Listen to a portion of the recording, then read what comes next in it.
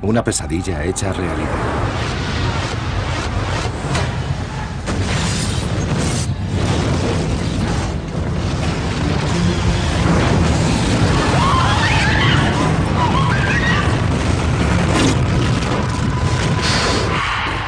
Un ataque con armamento nuclear. Una bomba nuclear. El Capitolio derruido. Un país conmocionado. Si te encontrases en el epicentro de la explosión, no podrías contarlo. Lo más probable es que acabaras desintegrado. Hoy, esta amenaza es más temible que nunca. Esa es la intención de Al Qaeda. ¿Qué medidas tomaría el gobierno en un caso así? Podría ocurrir que ese ataque exterminase a todos los representantes del gobierno. La amenaza es real. El tiempo cuenta. ¿Está Estados Unidos preparado para el día después del desastre? El día después del desastre. Primera parte.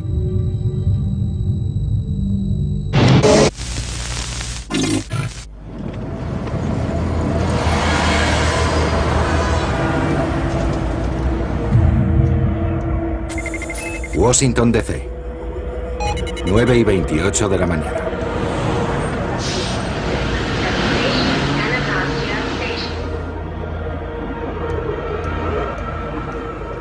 Voy a hacerles una pregunta.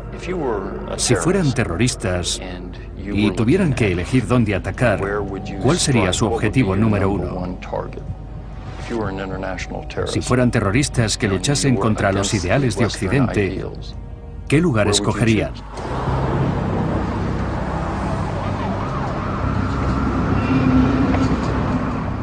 Washington, D.C. sería el primer objetivo. Es el símbolo de la cultura estadounidense. Allí están los cimientos de todo un sistema.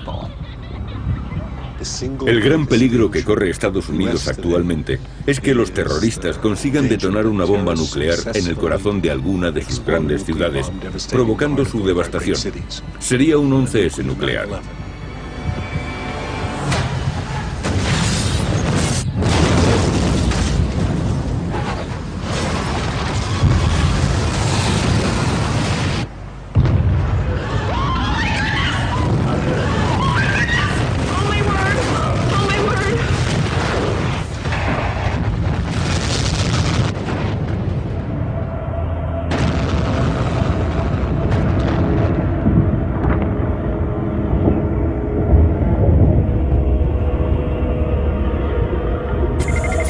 Hora cero.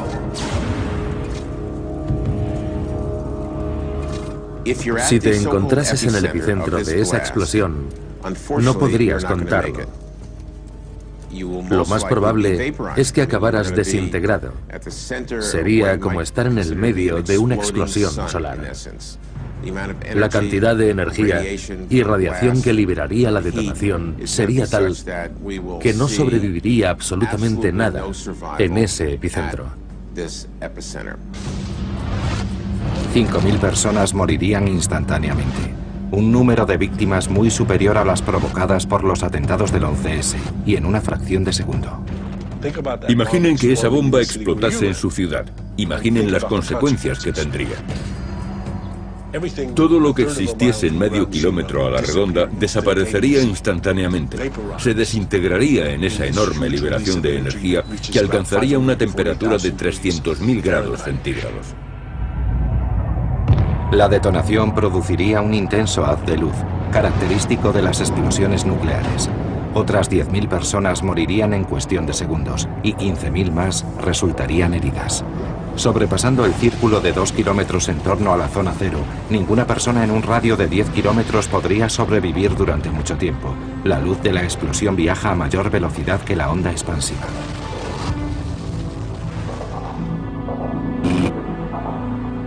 Las víctimas verían esta luz seguida de un estallido ensordecedor, segundos antes de que se desplomase el edificio donde se encontraran.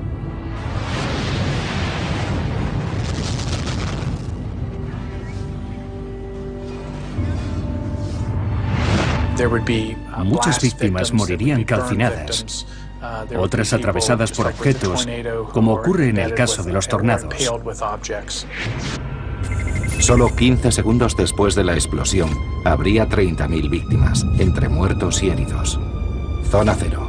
El edificio del Capitolio, la Corte Suprema, la Biblioteca del Congreso, el Museo Nacional del Aire y del Espacio, todo lo que se hallara en un radio de 1 kilómetro quedaría devastado.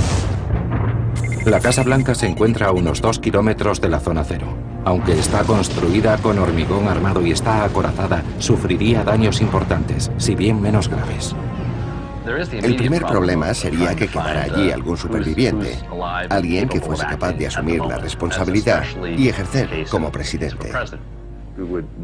Entre todas las personas que componen la cadena de mando, que va desde el presidente hasta los funcionarios de gobierno, habría que decidir quién asumiría la responsabilidad en caso de que ninguno de sus superiores hubiera sobrevivido. Alejándonos de la Zona Cero y del lugar de la explosión, comprobaríamos que el caos se habría extendido. Las calles y las autopistas estarían colapsadas por conductores cegados por la luz emitida por la detonación.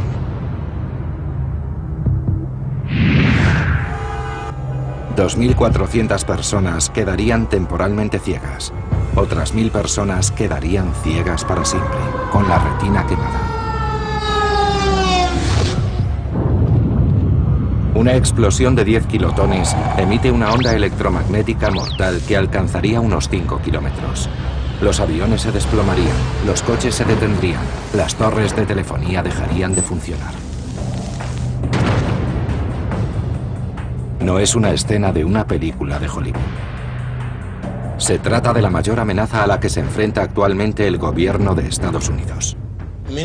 Ya han ocurrido muchas cosas que jamás pensamos que pudieran ocurrir. La historia nos avisa. Si no estamos preparados, no podremos afrontar los hechos.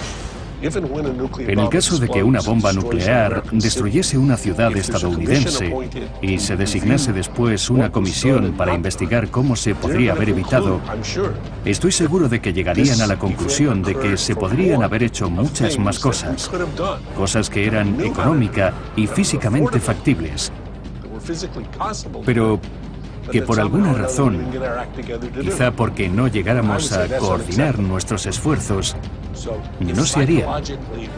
Y eso sería inaceptable.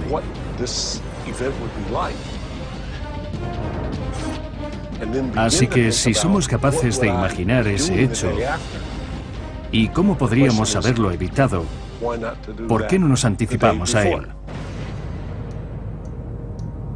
Estados Unidos tiene un plan para enfrentarse a un desastre de tal magnitud.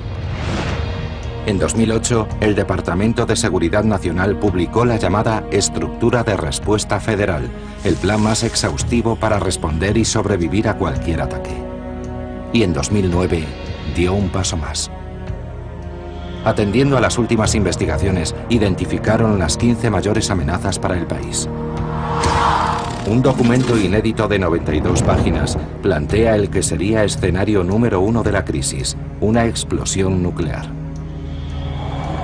Se trata de una amenaza que mataría a cientos de miles de personas y costaría también cientos de miles de millones de dólares. Tal amenaza no desapareció con la Guerra Fría. Según las investigaciones, lo más probable es que este desastre sea provocado por terroristas armados con una bomba nuclear de 10 kilotones. Esta pesadilla sería la culminación de 10 años de trabajo por su parte. El enemigo habría logrado introducir en el país la cantidad suficiente de uranio enriquecido como para fabricar un artefacto nuclear. Medio de transporte, una furgoneta de reparto. Día de la explosión, un día laborable por la mañana. Zona Cero, Washington, D.C. Podría ocurrir que la explosión exterminase a todos los representantes del gobierno. De los 5 millones de personas que viven en el área metropolitana de Washington, una buena parte trataría de salir de allí lo más rápido posible. El caos que generaría todo esto sería casi imposible de imaginar. Sería un absoluto descontrol. ¿Podría ocurrir? Sí. Necesitamos estar preparados para ello, sin duda.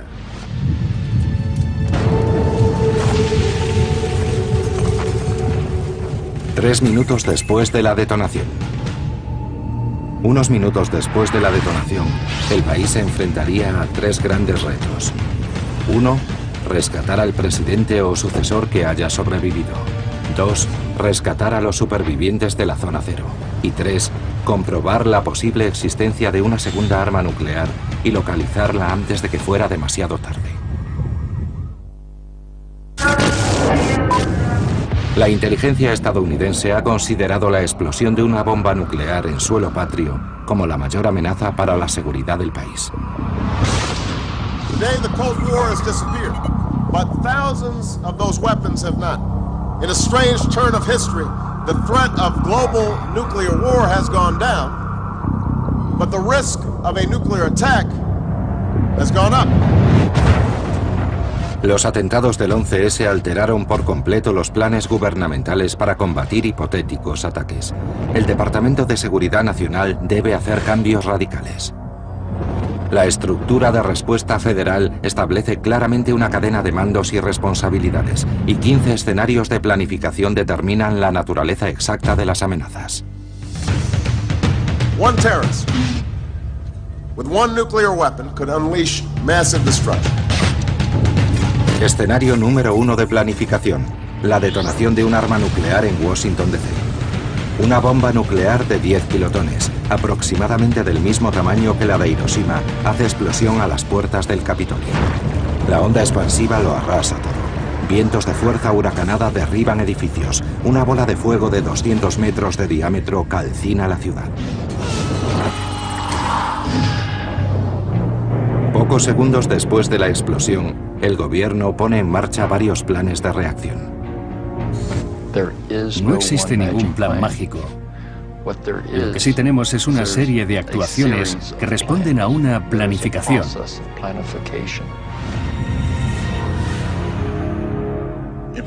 Un arma nuclear es algo bastante serio, y cualquier persona imagina inmediatamente lo peor cuando le hablan de ese tipo de situaciones. Pero, sin duda, el hecho de estar preparados de antemano puede salvar muchas vidas. ¿Cómo podemos anticiparnos a lo impensable? Analizando cada zona por separado, valorando distancias aproximadas desde la zona cero, se puede hacer un cálculo de los daños en cada una de esas zonas. Dicho cálculo no es una ciencia exacta, ya que nunca ha explotado una bomba nuclear en el corazón de una ciudad estadounidense. Zona 1, zona devastada. Zona 2, zona de daño moderado. Zona 3, zona de daño leve. Zona 1, la zona devastada. 1 kilómetro alrededor de la zona. Las imágenes por satélite muestran el edificio del Capitolio en la zona 1, en el punto cero. Todo lo que se halla cerca resultaría destruido. Nos estamos refiriendo a que no quedaría ni un solo edificio en pie. No habría ningún superviviente, absolutamente ninguno. Caerían montones y montones de escombros de los edificios. Una auténtica catástrofe. Si alguien lograra sobrevivir, los niveles de radiación le aniquilarían en unas horas. Con respecto a la línea de sucesión, hay algunos problemas. El primero es que todas las personas que la componen viven y trabajan en Washington, D.C. La mayoría de los miembros del Congreso estarían muertos, desaparecidos o incapacitados. Zona 2, zona de daño moderado, entre 1 kilómetro y 1,5 kilómetros desde la zona cero. Es posible hallar a algunos supervivientes por los alrededores. Los daños han sido menos importantes, pero aún son bastante graves. La temperatura aumentaría considerablemente y habría incendios. El fuego podría extenderse muy rápidamente porque alcanzaría tuberías de gas y dañaría las de agua, y las posibilidades de impedir el avance de las llamas y los daños en los edificios serían muy limitadas. La Casa Blanca está situada en la zona 3. La onda expansiva tiraría los marcos de puertas y ventanas. Los cristales rotos y los escombros saldrían disparados. Deberían tomarse muchas decisiones críticas, y por ello es de vital importancia identificar entre los supervivientes al miembro de más alto rango en la cadena de mando. El peor caso que podría darse sería un ataque que alcanzase a todos los líderes y dejara un vacío de poder, legitimando a alguien inepto e incluso suscitando una lucha por él. La cuestión sería establecer quién está al mando, tanto en la rama legislativa como en la ejecutiva. La línea de sucesión marca claramente una cadena de mando. Pero, ¿habrá supervivientes entre sus eslabones? La Constitución estadounidense fue redactada en una época en que no había armas de destrucción masiva. Se podía imaginar que un presidente o incluso varios miembros del gobierno contrajesen una enfermedad o fueran asesinados, pero no un ataque que aniquilara a todos los líderes a la vez. La parte más antigua y secreta del Plan Nacional intenta centrarse en esta pesadilla. Se conoce por sus siglas en inglés, COG, que significan en castellano continuidad del gobierno. La continuidad del gobierno, o COG, es el programa que asegura que en caso de que el gobierno de Estados Unidos tenga que hacer frente a una catástrofe, ya sea nuclear, química, biológica o de otro tipo, el país no se vea en una situación de anarquía. Asegura a alguien a la cabeza del gobierno para evitar que el país se suma en el caos. Estos planes son estrictamente confidenciales, por razones obvias. Estados Unidos no puede contarle a sus enemigos cómo se prepara para recibir un gran ataque. Es un asunto de seguridad nacional y, por tanto, de alto secreto. Estamos hablando de cómo el presidente o el secretario de Defensa sobreviven y responden a un ataque. Después de la explosión, la Junta de Jefes de Estado Mayor ordenaría a las fuerzas militares de Estados Unidos el estado de máxima alerta. En DEFCON 1 se ponen en marcha los planes militares. La misión es proteger la integridad de Estados Unidos. El plan de emergencia y evacuación del Pentágono entra en acción. Helicópteros del Departamento de Defensa se mantienen en alerta cerca de Washington 24 horas al día, 365 días al año. Tras la detonación, vuelan a toda velocidad a rescatar oficiales. Es necesario mantener la dirección estratégica y el control de las Fuerzas Armadas. En unos minutos están en el aire, camino de un lugar libre de radiación, asegurando la continuidad del gobierno. Un impacto directo o muy cercano al Capitolio lo incineraría por completo. Eso significa que habría que trasladar a todo el gobierno a un lugar alejado de la zona de influencia de la explosión. La solución es un silo dentro de una montaña, donde se han creado unas instalaciones en forma de anillo alrededor del Capitolio, fuera del área de la explosión, pero lo bastante cerca como para que los miembros del gobierno puedan llegar si se produce un ataque imprevisto.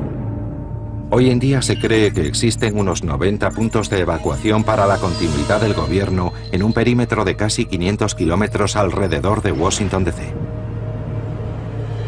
La ubicación de estos puntos es confidencial. Es importante saber que cuando hablamos de la comunidad del gobierno, no se trata solo de proteger al presidente o a la Corte Suprema o a los secretarios del gabinete. Se trata de proteger al gobierno de Estados Unidos y su capacidad ejecutiva tras la mayor catástrofe que podamos imaginar. Eisenhower, por ejemplo, tenía asignado a cada organismo o departamento del gobierno un lugar en el que resguardarse en caso de guerra nuclear. La Reserva Federal mantenía almacenada cierta cantidad de dinero fuera del país para reactivar la economía tras el desastre. Se habían estipulado ciertas normas, cientos de ellas para, por ejemplo, mantener correspondencia después de un ataque nuclear. 6 minutos después de la detonación. COGON 1 significa Condición 1 de continuidad del gobierno y es similar al sistema DEFCON o Condición de defensa. Este sería el protocolo que adoptaría el gobierno en pleno ataque y pondría en marcha la evacuación de los funcionarios del gobierno de Washington hacia lugares seguros, activando el plan de continuidad del gobierno que quedó establecido tras el 11S. Mientras DEFCON evacúa a los líderes militares, COGCON evacúa a los líderes políticos. En cuanto a los civiles, 18 minutos después de la detonación. En cuestión de minutos, veríamos formarse esa inconfundible, espantosa y horripilante nube en forma de hongo.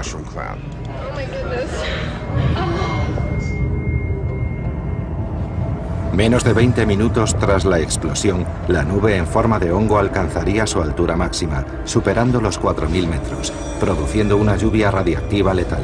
Para los posibles supervivientes, lo peor estaría aún por llegar. Estás en el coche con tus hijos, tu mujer y tu perro, atrapado en un atasco infernal. Sabes que hay una nube radiactiva cerca, pero no sabes hacia dónde se dirige. ¿Te vas a quedar sentado como si no ocurriese nada, amparándote en la esperanza de que la nube no se dirija hacia ti? En poco tiempo, la nube se extendería por un área de más de 30 kilómetros, creando una zona de lluvia radiactiva. Pero, 30 kilómetros, ¿en qué dirección? Entre 10 y 20 minutos después de la formación de la nube, empezaríamos a ver cómo caen desechos radioactivos. El último lugar donde querríamos estar sería en un atasco, sin poder avanzar mientras la lluvia radioactiva cae sobre nosotros. En la explosión nuclear, morirían unas 80.000 personas. Pero ¿cómo podríamos salvar al resto de los ciudadanos? Que el gobierno se dejase asesorar a este respecto y proporcionara una cierta información a los ciudadanos podría suponer la diferencia entre la vida y la muerte para miles de personas.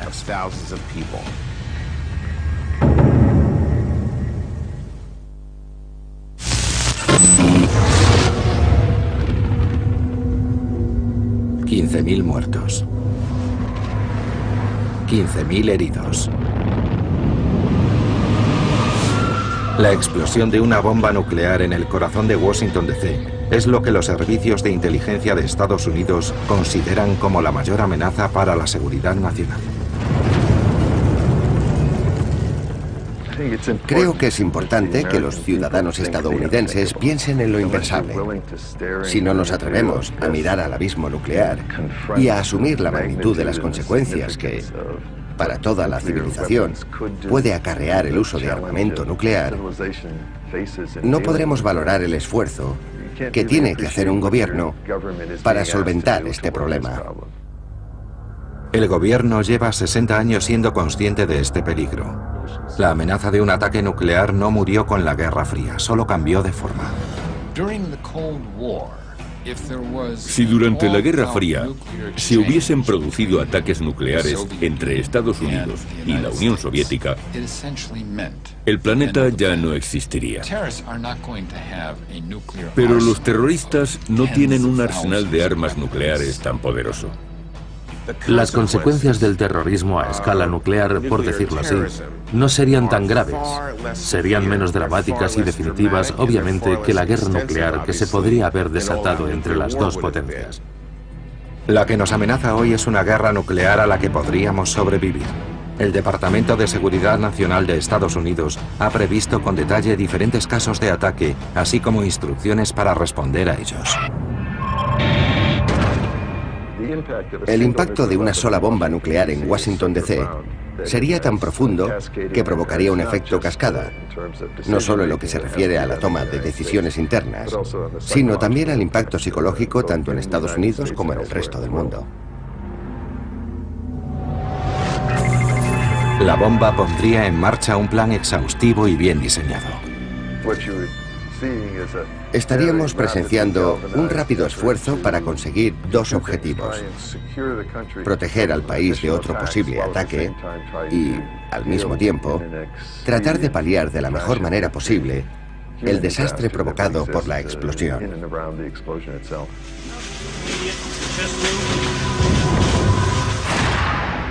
Los líderes militares, ya alejados del Capitolio, tratarían de cerrar los accesos al país. Su primera orden sería poner en marcha la Operación Escatana, cerrar el espacio aéreo estadounidense.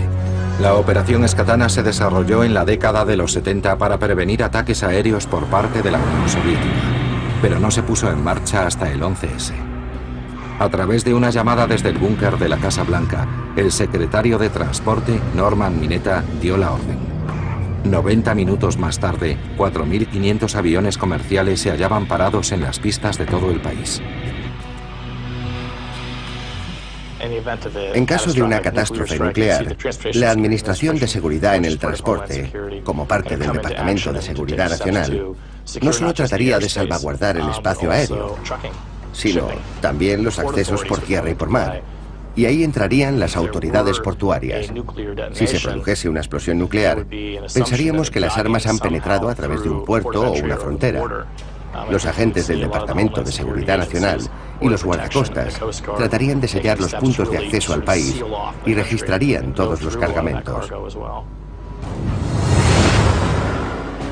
Desde el punto de vista de la seguridad, si un artefacto nuclear explota en una ciudad, debe pensarse que quizá haya más.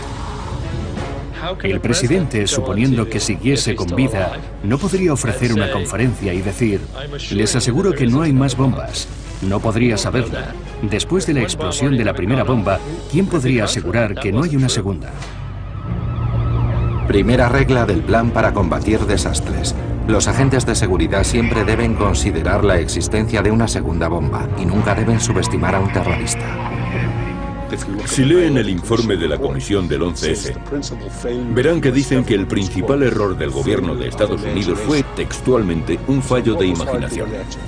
¿Qué fue lo que no imaginaron? ¿Que los terroristas pudieran secuestrar aviones? No era la primera vez que secuestraban un avión. ¿Creen que quienes respaldaron este acto, Osama Bin Laden y Al Qaeda, no se habrían alegrado de que en lugar de 3.000 personas hubieran muerto 300.000? Si les queda alguna duda, deberían ver el vídeo que grabó Osama Bin Laden tras los atentados, donde expresa su alegría por el éxito de los ataques. Y si quieren saber sus intenciones, escuchen las declaraciones de los líderes de Al Qaeda, afirmando que su objetivo es matar a 4 millones de estadounidenses, incluyendo 2 millones de niños. Eso no se consigue secuestrando aviones y estrellándolos contra edificios. ¿Cuál será la culminación de todo eso? Una nube en forma de hongo sobre una ciudad estadounidense.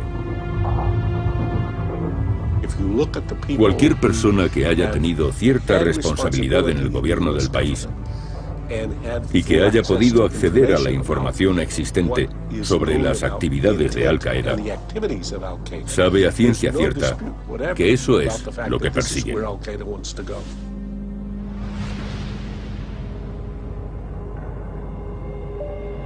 Si se produjese una detonación nuclear en tu ciudad, no esperes a que el personal de los servicios de emergencia puedan ayudarte. No podrán hacerlo hasta que haya pasado bastante tiempo. Los primeros bomberos en ofrecer ayuda serían los de los parques cercanos al lugar de la detonación. Además, parte del personal dedicado a primeros auxilios también fallecería. El cuerpo de bomberos de Washington DC está compuesto por 2.000 personas. 8 de los 34 parques de bomberos están a menos de 3 kilómetros de la zona cero. En los parques de bomberos más cercanos no sobreviviría nadie. En los siguientes más próximos también morirían. Incluso sus cuerpos quedarían irreconocibles debido a los traumatismos y quemaduras. Estados Unidos no carece de recursos. Cuenta con más de 155.000 técnicos en emergencias médicas, 600.000 agentes de policía, 1.600.000 soldados en activo y 1.100.000 entre reservistas y guardias nacionales. Aprovechando solamente un 10% de los recursos federales, se alcanzaría una fuerza comparable a la población de la ciudad de San Luis. La Agencia Federal para el Manejo de Emergencias, o FEMA, coordina estos esfuerzos. Forma parte del Departamento de Seguridad Nacional. El Katrina marcó un antes y un después en los planes de respuesta de la FEMA. La oficina central de la FEMA se halla a menos de 1 kilómetro de la zona cero, así que quedaría devastada. Para continuar su actividad se trasladaría también a un lugar secreto. Los planes de la agencia tienen un sentido. Se hacen para prever situaciones de emergencia y no nos ocupamos solo de cómo salvar nuestras vidas, sino también de cómo podemos ser reemplazados. No importa si nos reemplazan porque nos jubilemos o porque seamos víctimas de un ataque, pero hay que tenerlo previsto. Lo que podemos hacer desde el gobierno federal con respecto a la salud pública y a la atención médica es reclamar personal. Contamos con casi 10.000 personas que se dedican a las emergencias y los cuidados intensivos a tiempo completo y están organizados en equipos especiales llamados equipos de asistencia médica en desastres. Dichos equipos médicos reciben órdenes federales. Los voluntarios se ponen al servicio del gobierno y se dirigen hacia la zona de la detonación. Esas personas están acostumbradas a tales situaciones y saben que podemos llamarles en cualquier momento. Están localizables permanentemente por si tuvieran que desplazarse a una zona de desastre con todo su equipo en un plazo de 24 horas. Muchas de las víctimas no sobrevivirán tanto tiempo. Los 60 minutos inmediatos son fundamentales. Sin un lugar donde resguardarse y con tales niveles de radiación, 100.000 personas pasarían a engrosar la lista de muertos antes de que acabase este documental. 30 minutos después de la detonación. Esta enorme columna de polvo y escombros que se levanta desde la zona cero hacia el cielo y se convierte en una nube en forma de hongo es la señal de una explosión nuclear. Podría suceder que los supervivientes no pudieran ver nada entre tanto polvo y escombros. Los ciudadanos deben saber lo que tienen que hacer para aumentar sus posibilidades de supervivencia en una catástrofe así, en el caso de que hayan sobrevivido a la explosión inicial. A eso nos referimos cuando hablamos de estar preparados contra el terrorismo nuclear. Durante algún tiempo, no será posible comunicarse con las personas que hayan sobrevivido en la zona de la explosión. Así que es muy importante que sepan manejarse por sí mismas en esos momentos. No sería fácil cumplirlo, pero habría que seguir este consejo. No mirar hacia la luz provocada por la explosión. Podríamos quedarnos ciegos temporalmente, o incluso para siempre, si miramos directamente hacia esa luz, que equivaldría a la de 1.000.000 de soles. Si mantenemos la boca abierta, ayudaremos a estabilizar la presión de los tímpanos. Si tenemos la boca cerrada, toda esa presión quedará dentro y podrían reventarnos los tímpanos. Pero después de la explosión, es mejor mantener la boca cerrada e incluso, si es posible, protegida con una mascarilla o un trozo de tela que ayude a filtrar parte del material radiactivo, que iría directamente a los pulmones. Una radiación tan alta puede aniquilarnos en cuestión de horas. En otro tipo de catástrofes, el cuerpo podría resistir condiciones extremas durante algunas semanas. El problema de la radiación es que destruye las células. El cuerpo deja de producir glóbulos blancos que nos protegen contra las infecciones, y los glóbulos rojos que transportan el oxígeno van muriendo sin que el cuerpo los reponga. El tracto digestivo, el estómago y los intestinos también se ven muy afectados por la radiación. Se dan casos graves de diarreas y vómitos que llevan a la deshidratación, y a veces esta deshidratación resulta mortal en cuestión de horas. De modo que lo más importante es salir de esa zona radiactiva y ponerse a cubierto lo más rápidamente posible. Pero, ¿cómo sabremos si la zona es segura?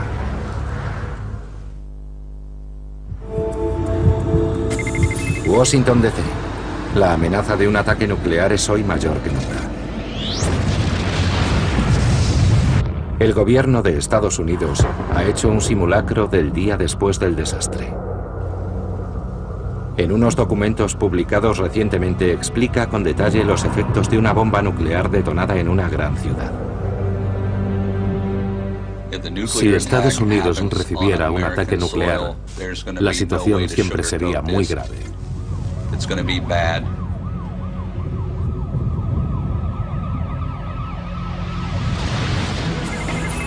Una caravana de todoterrenos y limusinas emerge de entre la destrucción. La continuidad del gobierno, el plan para proteger el país, está en marcha. Los servicios secretos se encargan de evacuar al presidente, si es que continúa con vida. Existen planes de evacuación, así como para la sucesión, y todo ello permitiría seguir gobernando el país fuera cual fuera el tipo de crisis. Los servicios secretos no revelan ningún detalle de este plan de evacuación. La administración actual no es la primera que se atreve a pensar en lo impensable. 1955. La base aérea de Olmsted es el eje central del plan para la continuidad del gobierno del presidente Eisenhower. Olmsted es la base del Escuadrón 2857, una unidad de élite compuesta por pilotos y tripulación de helicópteros que tomarían parte en una misión de alto secreto llamada Outpost. Estratégicamente situado a unos 200 kilómetros de Washington D.C., Olmsted quedaría fuera del alcance de una explosión atómica en el Capitolio. La misión Outpost era un plan de emergencias. En caso de que Washington sufriera un ataque nuclear, los hombres asignados subirían a un helicóptero equipados con trajes antirradiación, palas y todo el material necesario para excavar un túnel y rescatar al presidente y a su familia del búnker de la Casa Blanca, que seguramente se habría derrumbado durante el ataque, y trasladarlos de allí a algún sitio subterráneo donde estuvieran a salvo. No sé en qué consiste el plan actualmente, pero sí sé que hay un plan.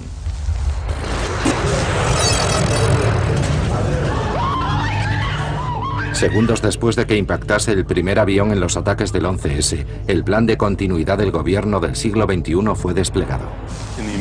Inmediatamente después de los acontecimientos del 11S, el presidente, Cheney, Rumsfeld y todos los altos cargos del gobierno recurrieron a los documentos que habían permanecido en secreto durante tantos años y se pusieron en marcha acciones inspiradas en el plan de continuidad del gobierno de Eisenhower.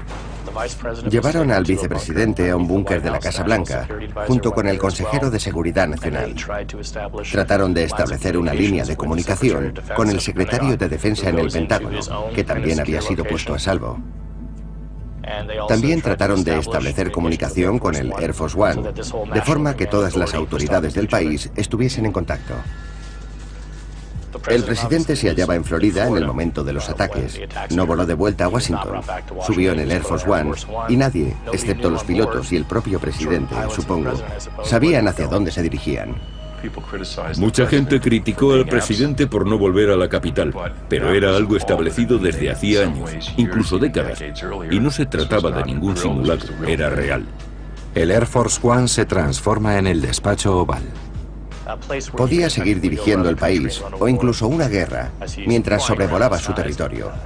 Son circunstancias que parecen más propias de la Guerra Fría, situaciones que asocias a las novelas de Tom Clancy o a otras similares, pero después del 11S se hicieron realidad. Mientras, en tierra imperaba el caos. Nunca olvidaré las imágenes de los empleados de la Casa Blanca huyendo de allí. Los miembros de los servicios secretos les gritaban: váyanse, corran, quítense los zapatos y no den la vuelta, sigan corriendo. No era lo que imaginábamos cuando nos hablaban del plan de continuidad del gobierno y de la evacuación de la ciudad de manera ordenada. La gente huía y los líderes fueron puestos a salvo, pero todo el mundo se dio cuenta de que aquello no era suficiente.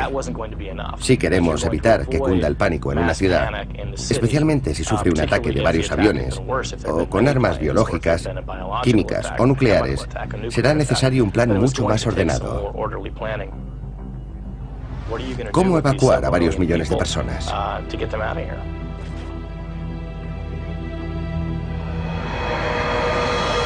Los atentados del 11S revelaron que el plan tenía algunos fallos que el Departamento de Seguridad Nacional ya se ha encargado de solventar.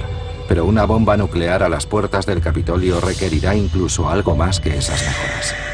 Los evacuados necesitarán saber hacia dónde se dirige la lluvia radiactiva si no quieren correr directamente hacia la muerte. El Centro de Meteorología deberá proporcionar esta información, que podría salvar muchas vidas.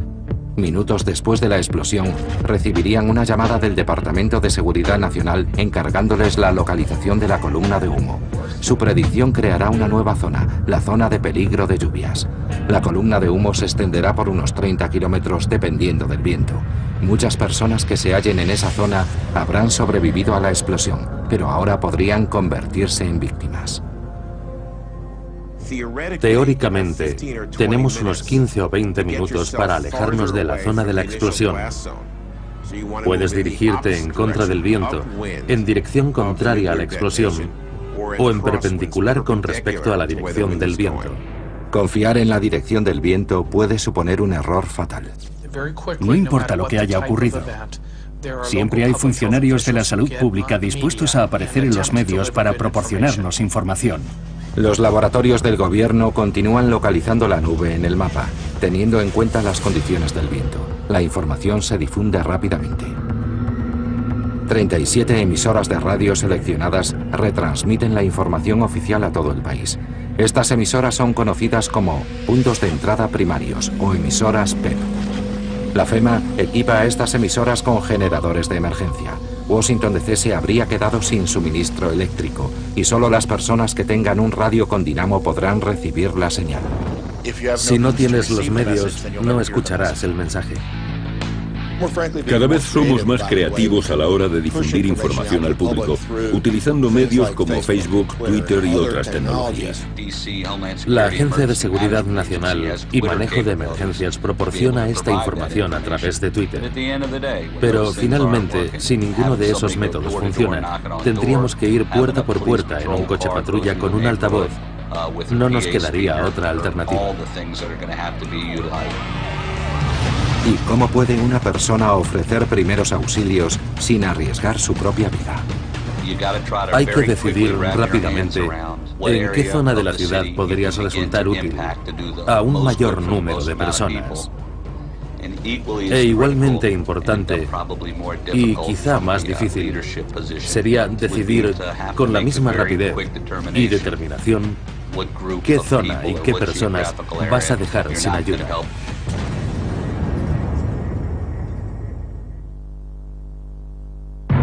...40 minutos después de la detonación. El viento extiende la lluvia radiactiva. Los laboratorios buscan la manera de mantenerse alejados de la nube. Un plan de evacuación del gobierno se pone en marcha bajo la amenaza de una segunda bomba.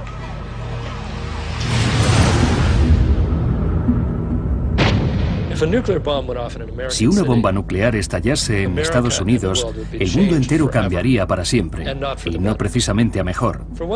Estoy seguro de que las personas que ejecutaran el ataque, o quizás otras, comunicarían que tienen en su poder otras 5 o 10 bombas nucleares más, y que empezarían a detonarlas si no se atiende a sus demandas. Su amenaza se haría pública y provocarían el pánico. Habiendo detonado ya una bomba, ¿cómo no creerles?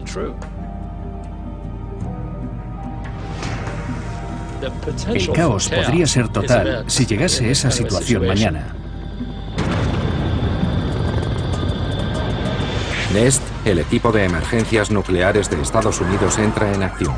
Está compuesto por científicos y expertos en terrorismo dispersos por todo el territorio nacional.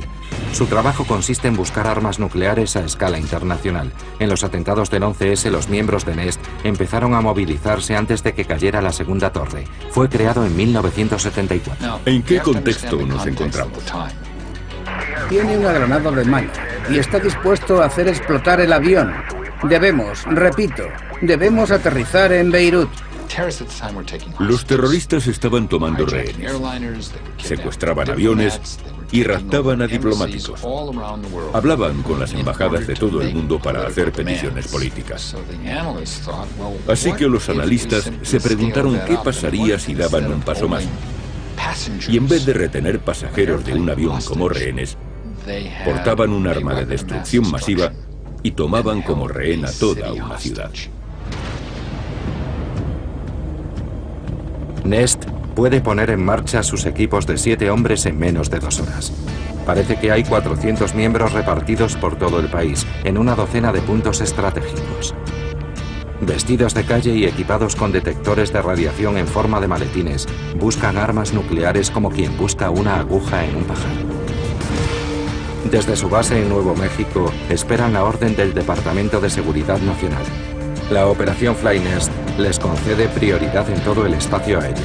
Sus aviones pueden transportar a 200 miembros del equipo Nest y un cargamento de más de 30 toneladas hasta cualquier ciudad de Estados Unidos. Después de la explosión, los aviones irían cargados con detectores que camuflarían después en furgonetas. También se recurriría a helicópteros preparados para sobrevolar puntos estratégicos como puertos o puentes en busca de armas nucleares. Su misión es prestar apoyo al FBI a la hora de desactivar una segunda o sucesivas bombas. Han actuado tanto antes como después del 11S, aunque especialmente tras esa fecha. Desde entonces el gobierno ha invertido en la mejora de sus recursos. En octubre de 2001, Nest recibe un informe de un agente de la CIA que se hace llamar Dragonfire. Un ataque nuclear respaldado por Al Qaeda amenaza Nueva York de forma inminente. Cientos de miembros de Nest inundan las calles de Manhattan. Un mes después de los ataques del 11S, el director de la CIA se entrevistó con el presidente. Le comunicó que Dragonfire había transmitido un informe donde explicaba que Al Qaeda poseía una pequeña bomba nuclear obtenida de los arsenales de la antigua Unión Soviética. Había introducido la bomba en Estados Unidos y pretendía hacerla estallar en Nueva York. El presidente contuvo el aliento y después tuvo lugar un diálogo muy particular. ¿El arsenal de la antigua Unión Soviética tenía ese tipo de bombas? Sí. ¿Existía un registro de esas bombas en el departamento o institución responsable? No. ¿Es posible que Al Qaeda se haya hecho con una de esas armas? Sí. ¿Es posible que Al Qaeda haya introducido la bomba en Nueva York y esté a punto de hacerla explotar? Sí. Lo que se deduce de este diálogo es que no existía ninguna base científica o tecnológica para negar el informe de Dragonfire, según el cual Al Qaeda estaba a punto de hacer explotar una bomba nuclear en Nueva York. Si hoy recibiésemos un informe similar, informando de la existencia de una bomba en Chicago, Los Ángeles, Boston o Nueva York, no habría ningún fundamento para negar su veracidad. Podría ser perfectamente cierto. Algunos afirman que la cuestión no es si pasará o no, sino cuándo. Creemos que cualquier persona con la suficiente preparación, con ciertos conocimientos científicos sobre física nuclear y sobre la fabricación de armas, podría liderar un equipo de personas para construir un arma nuclear. Esto siempre y cuando contaran con el material necesario. Hoy hay en el mundo material suficiente para fabricar 250.000 armas nucleares y solo hace falta una para destruir por completo Washington DC. Si me preguntas qué lugares del mundo me inspiran más desconfianza, contestaría Rusia, Pakistán y todos los reactores nucleares que utilizan uranio enriquecido como combustible.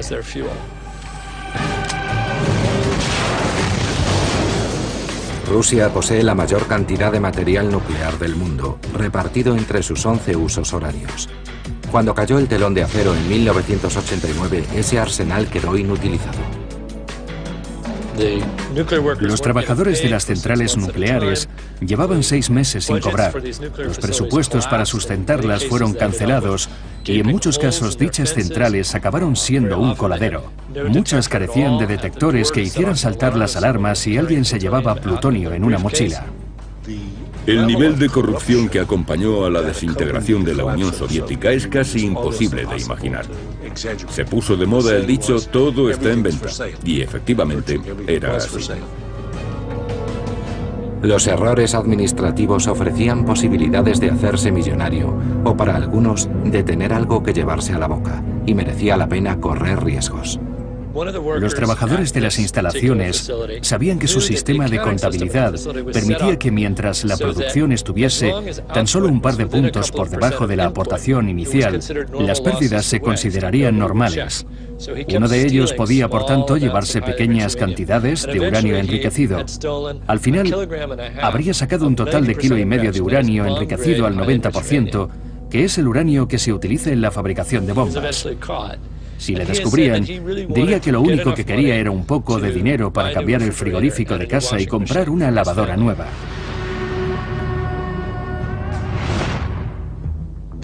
Si hablamos de terrorismo y armamento nuclear, debemos hacernos una serie de preguntas. Primera, ¿usarían los terroristas armas nucleares? Desgraciadamente la respuesta sin dudar es sí. En segundo lugar, si los terroristas consiguen el material nuclear necesario, ¿serían capaces de fabricar una bomba nuclear? La respuesta de nuevo es sí. En tercer lugar, ¿es posible que los terroristas consigan uranio enriquecido o plutonio? Por desgracia, la respuesta vuelve a ser afirmativa. ¿Y todo lo que no sabemos? Precisamente lo que no sabemos es lo que más debería preocuparnos.